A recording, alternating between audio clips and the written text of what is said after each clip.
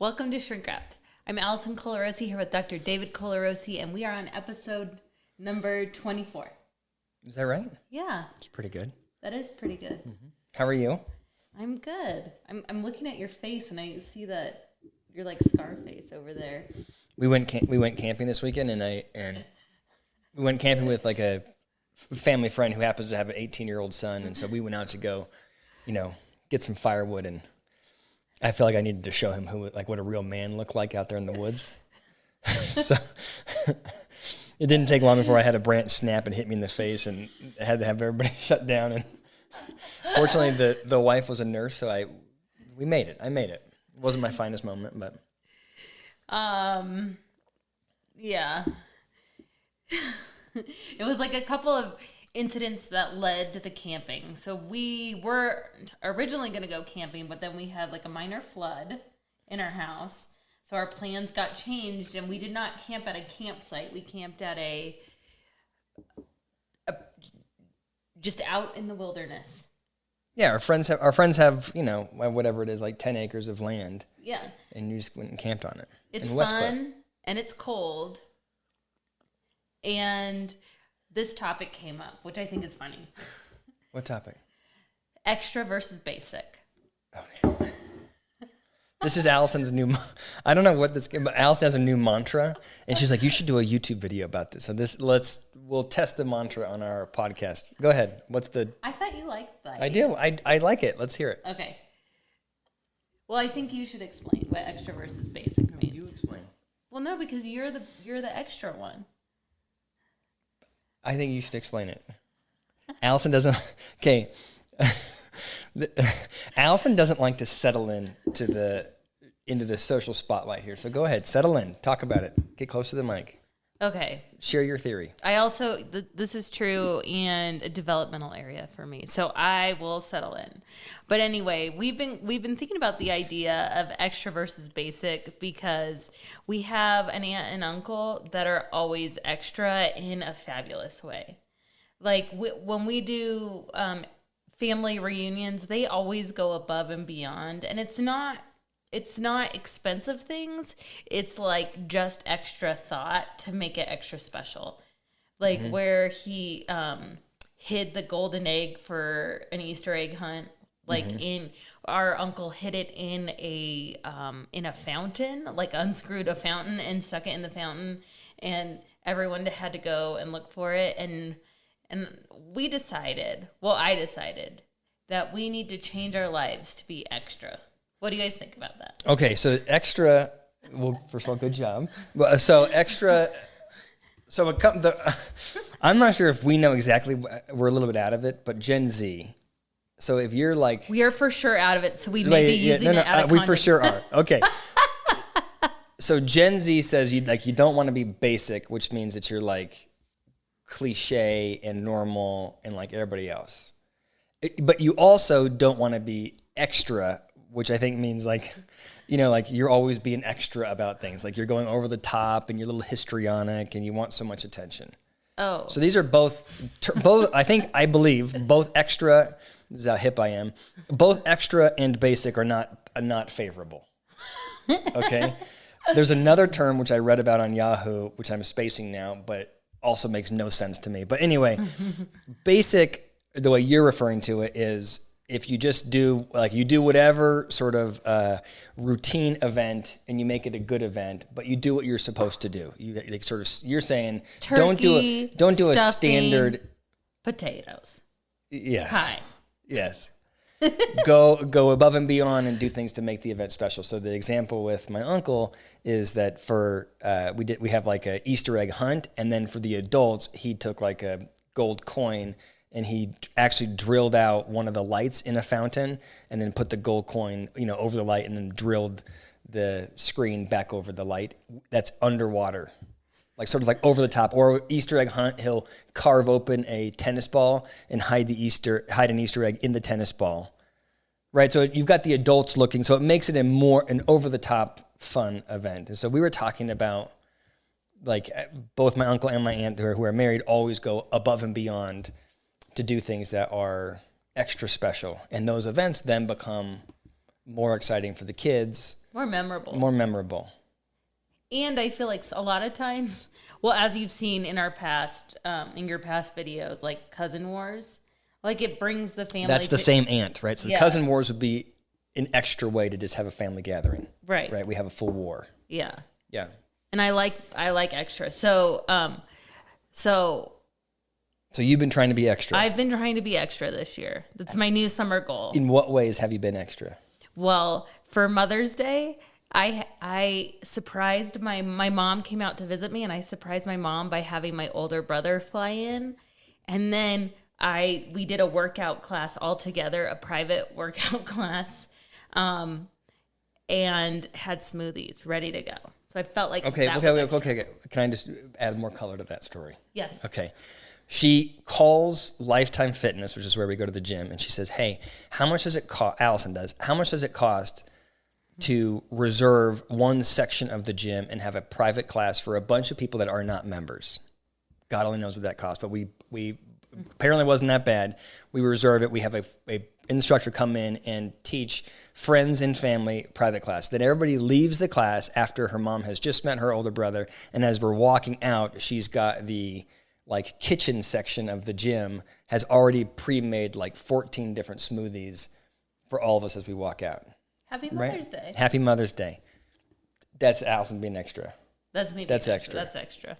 And then she goes, so first of all, there's no one worse on the planet to try and plan a party for than Allison. So her birthday's coming up, and I sort of start sweating about a quarter before her birthday because I always underwhelm her. But so she's like, I really like the idea of having this, a private workout class. And then she's like, what if I think there's a restaurant I really like in Cherry Creek. Could we reserve the rooftop of that and then have an aerobics instructor come out there and teach? And I'm going, oh my God, that's so extra. I mean, we're not going to do that because you can't when I do it in an affordable way, I wheel and deal it the whole time so that it's not crazy expensive, but you can't be trusted with that. No, it gives me anxiety even thinking about I'm the whole a wheel and dealer, and also find windows of opportunity. What I think that class was the equivalent of paying a personal trainer their hourly rate. It wasn't no more than that, but because it was unique, and I think our gym thought it was kind of special.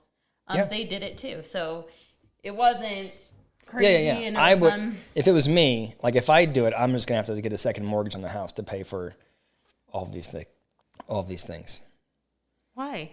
Because I'm not as creative as you. I can't wheel and deal like you do. True. Our anniversary is this weekend, and I am killing the game. Did you see that I already signed us up? For what? Barry's boot camp? We're next to each Allison, by the way, always makes me, I feel like she's sending a message. She always makes me work out on every holiday. We've never done it before. Wait, but you've also I feel like you've done a lot of extra things. You made glow-in-the-dark eggs. Oh, for Easter. Which was fun. I mean, it was kind of a bust. Well, it wasn't that hard to find the eggs because they were glowing in the dark, but it was fun. It was a fun idea. Back to the workout thing. My vision was having it on a 5K course, and we would run the course and pick up the eggs. Pick up the. But it was cold. Oh yeah. So anyway, that's the latest. What else is going on with you? So your aunt and uncle are my inspiration. But what do you feel? You like being extra. I like being extra, but I'm really lazy. So I feel like I really enjoy extra, but I default to just I would rather just plant it on the couch.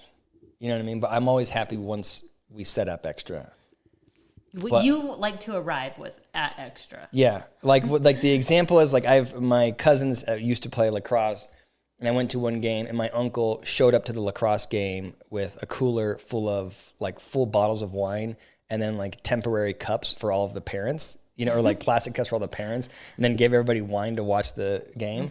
And I was like, that's such a cool thing. And I have thought so many times about bringing White Claws or whatever to our kids' soccer practice. But I'm always oh my God, then I have to get ice and put it in the cooler, and I have to find the, where am I? I got to buy the White. Emotional energy. It's just too. I'm just not good at that.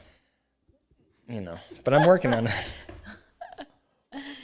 So yeah, so we're trying to be more extra. Anyway, let us know what you think about that. And I think you have some you had some animosity this morning with our favorite podcast subject, Rachel Hollis. I don't know why. I do feel like we should diversify a little bit, but it's all about Rachel Hollis. But she does keep doing things. She keeps stepping in it. Go ahead. Well, I just found it. She was doing advice where people call in and ask her advice. And someone called in and was like, I want to be in a relationship. I don't know if I want to start a family, but I want to be in a relation. I feel like I have a big career, but I don't have support. So I was thinking about having a family so that I could have support. That was like part of the question. Uh-huh.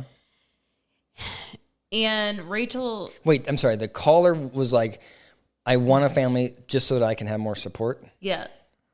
I mean, the caller seems a little self-interested. So it's just about like, how do I get what she wants, like, she wants support so she can pursue her professional aspirations. So I mean, that was what she was saying in the podcast. I'm not sure it came out right because it was a voicemail, but Rachel used it as an opportunity to talk about her new boyfriend and how.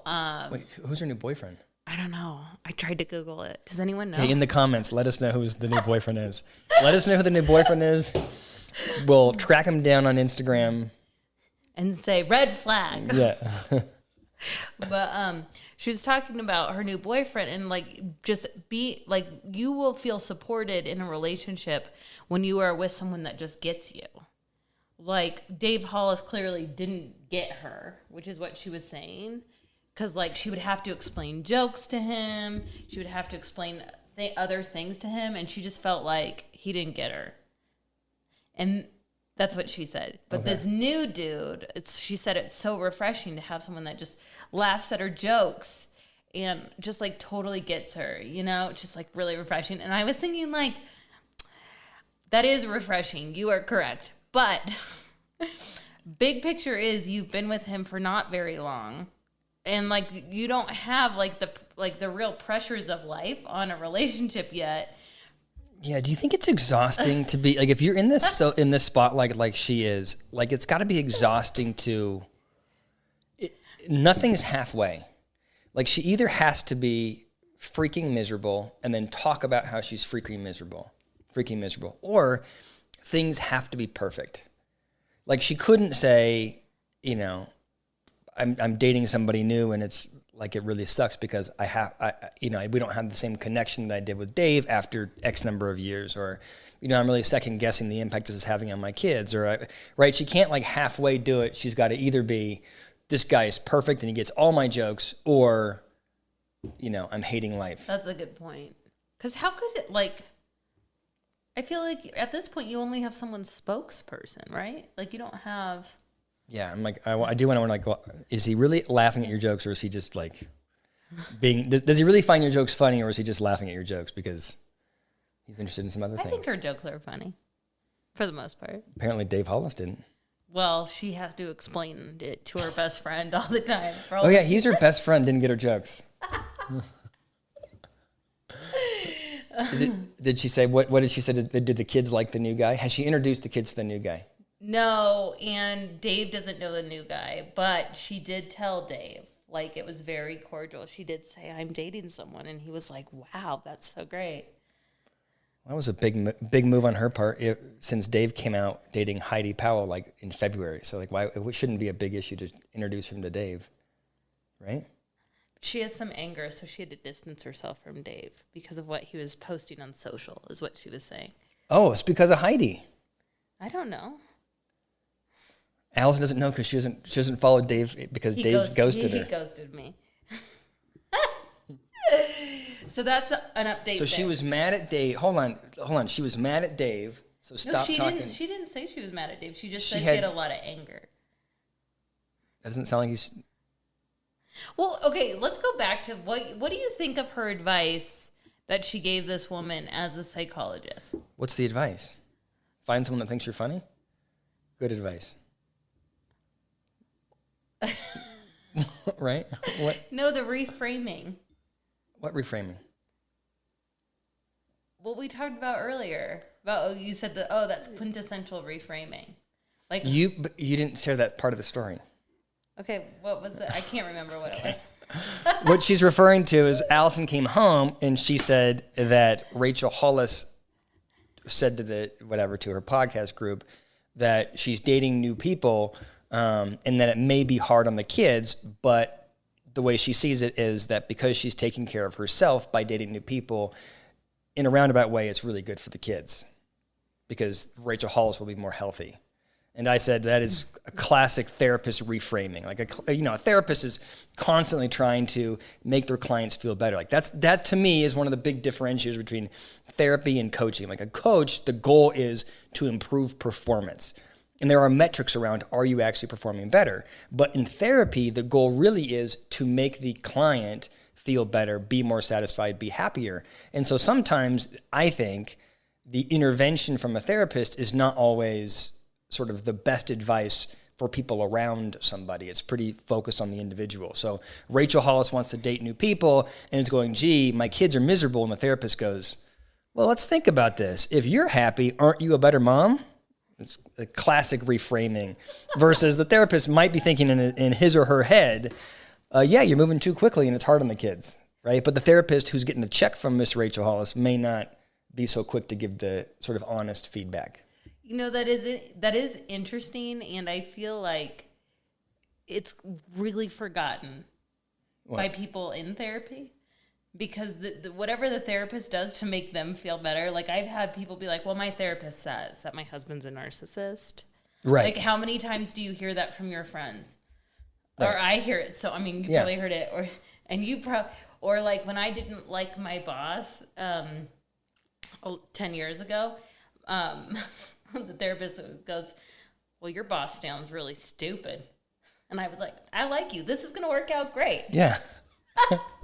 Yeah. Now, I also don't want to discount because I think that the line the therapist walks is pretty difficult because you don't want to, you want to be validating of your client. You don't want to guide them the wrong direction. And you also don't want to advise them because your job as a therapist is not to advise or instruct or tell someone how to live their life. So you're kind of in this blank slate spot where you have to validate but give good feedback. I mean, it's a tough line to walk, a tough tightrope to walk.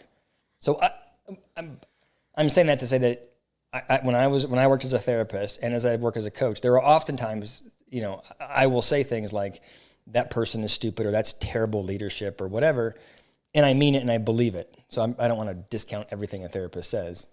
I mean, I believed mine. I know. Still do.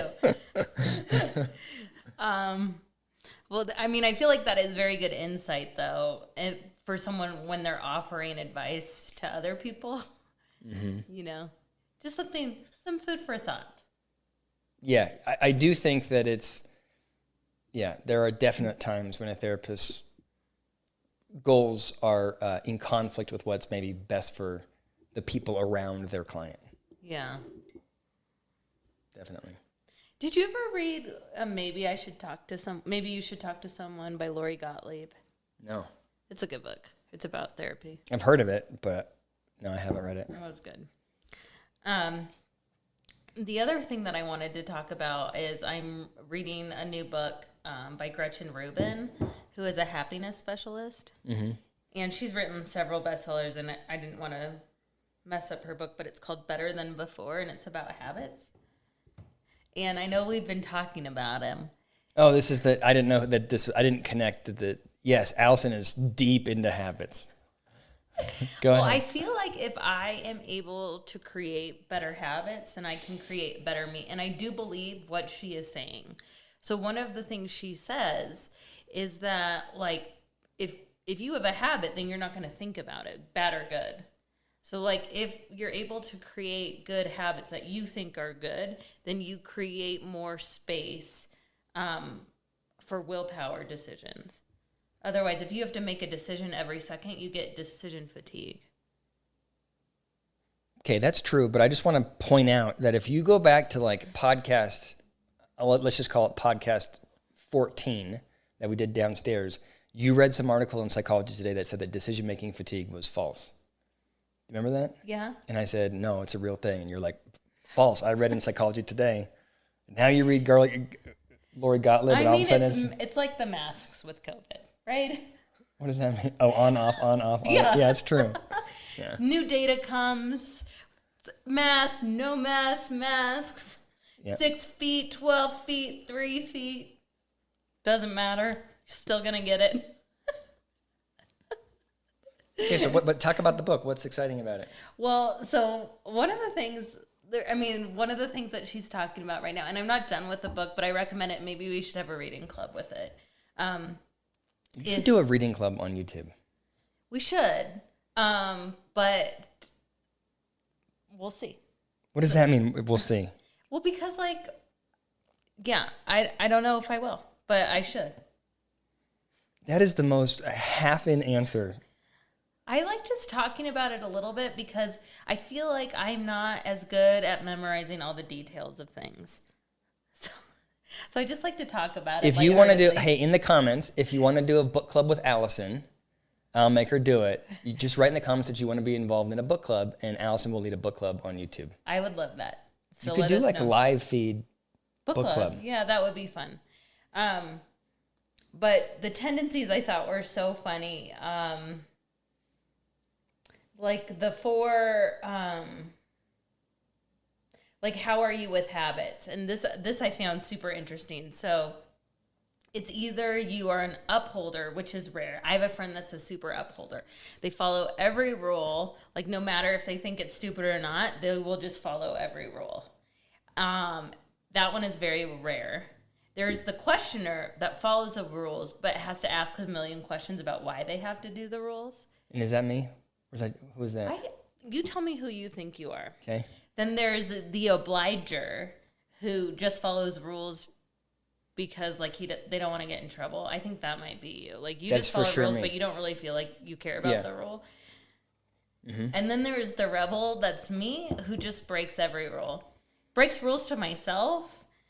And you're for sure a rebel. I think you're definitely a rebel. Sometimes I think I'm an obliger. Like today when I was getting Starbucks, I was a little out of the you can park here range. And I was like, oh, I'm going to go here. And then I realized that there was a cop across the street. And I was like, oh. Then I moved my car. But you would have left it. I would have. If you thought you weren't, yeah. You would. No, she's a rebel. I'm trying to think of examples of when Allison's been like a ridiculous rebel. But she teaches you habits on how to deal with each of your... She's an upholder, but how to deal with each of your tendencies in that area. How about that when we were at that Dave Matthews Band concert and you wouldn't get off that lady's towel? No, Can I tell that story? David, you cannot. You cannot. And I was not on her towel. I was just standing in front of it. She was on the lady's towel. No. It doesn't paint me in a beautiful light. I'm going to kind of tell this. No. Al, this is good pod. Let me tell the story, please. No, Dave. Please, okay. I'm going to tell the story. Well, I can delete it if you don't. I already said no 4 times. It's a really good story. No. When Allison and I first started dating, like on one of our very first dates, we went to a Dave Matthews Band concert, and she got in a actual fight with somebody in the audience. Okay, I was 19 years old. That's how long we've been together. This is our 12-year anniversary. Never a fuss or a fight. The lady had a Christmas tree on her sweater. Okay, I'm telling the story. No. So at the start of it, we're all on the grass. We can't set it up and then not finish the story. We'll delete it. I'll delete it. On the. You say you're gonna delete stuff and then you post things despite me, and I'm the rebel. You're the rebel. No, you cannot tell this story. Everybody's gonna want to know the story. You're the rebel. You're the rebel. Okay. No. Anyway, she gives us tips and tricks on how to... So we were all at the... like before the concert, how everybody's like milling about, everybody's having a couple of beers, and we're on like it's outside, it's an amphitheater, and we're all in this sort of grassy area way back behind the stage. And people are laying out towels and laying down and talking or whatever. And then all of a sudden, Dave Matthews Band comes on. And so everybody on the grassy part that we're on all sort of moves toward the stage. And as we're moving towards the stage, there's some lady there who I think was totally in the wrong, but she has a 4x6 towel or 3x6 towel just laid out. And Allison happens to be on the lady's towel. Like this lady can't just stake out this ground, but we're right in front of her. Allison's on her towel, and the lady says, "Hey, get off my towel."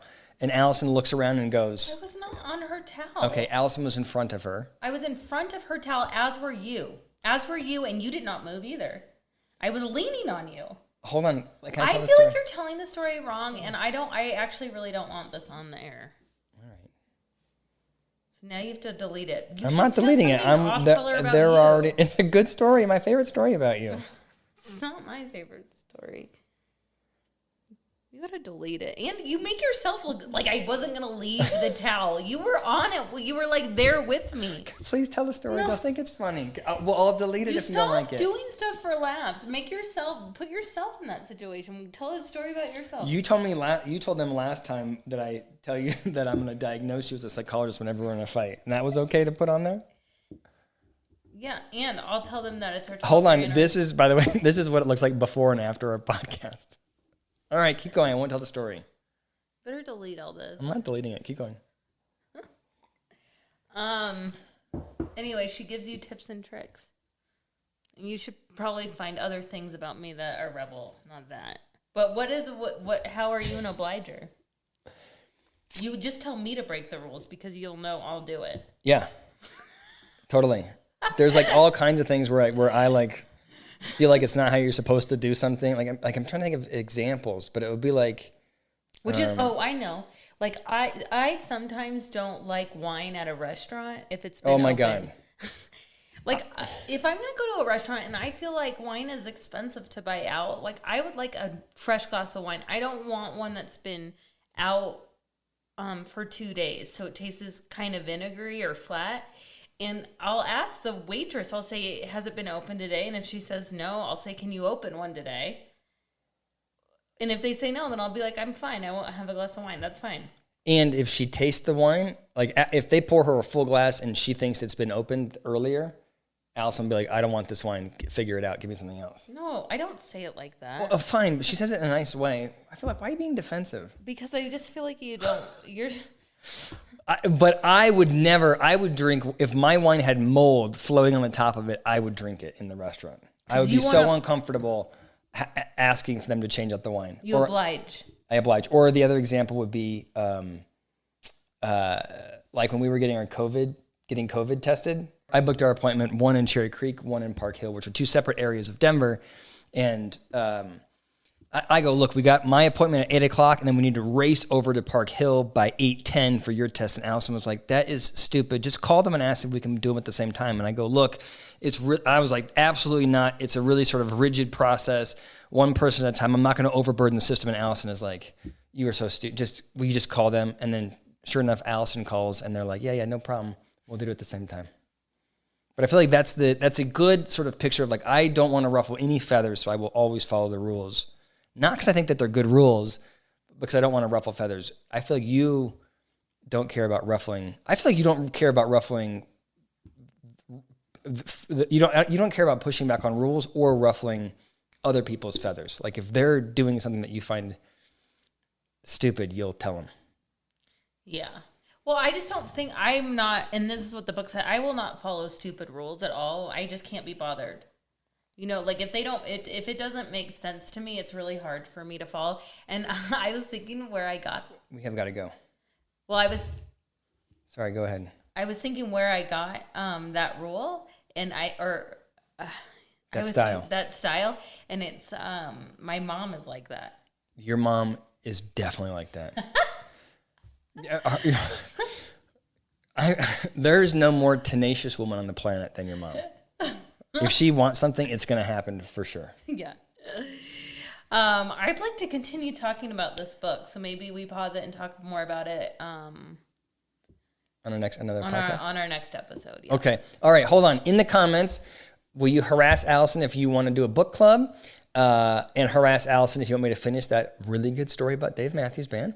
And also, we want to do a question and answer thing. So if you have questions for us, post them in the comments.